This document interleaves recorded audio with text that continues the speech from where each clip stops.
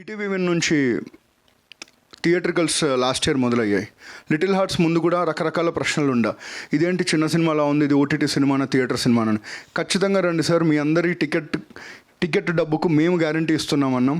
మీరందరూ 10 రెట్లు డబ్బు మాకు తిరిగి ఇచ్చారు. మేము ఇచ్చింది మీకు ఆనందమే, మీరు మా అందరికి రెట్టింపు ఆనందం ఇచ్చారు. బెస్ట్ ఫిలిం ఆఫ్ ద ఇయర్గా మీరు డిక్లేర్ చేశారు. సేమ్ మళ్ళీ రాజు వెడ్స్ రాంబాయ్ రిలీజ్ ముందు కూడా మమ్మల్ని నమ్మి ఈ సినిమాకి ఒక్క షోకి రండి సార్, ఆ తర్వాత మీరే మళ్ళీ వస్తారని చెప్పాను. దాన్ని తీసుకెళ్ళి గద్దర్ అవార్డ్స్లో బెస్ట్ ఫిలిం చేశారు. మళ్ళీ మూడోసారి చెప్తున్నాం, మమ్మల్ని నమ్మి మళ్ళీ ప్రీమియర్ షో వరకు రండి sir.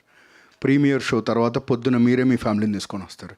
That is the promise that we are making on behalf of the entire Papam Pratap team.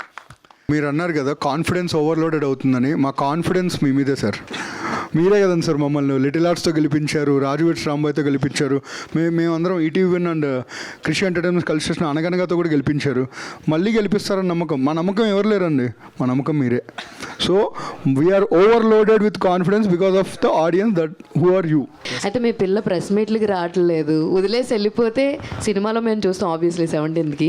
అసలు మీ పిల్ల నిజంగా వాంటెడ్గా మీరు ప్రెస్ మీట్లకి తీసుకురావట్లేదా, ఆవిడ బిజీగా ఉందా ఏంటి? అవునని మీరు చెప్పకండి నితిన్ గారు.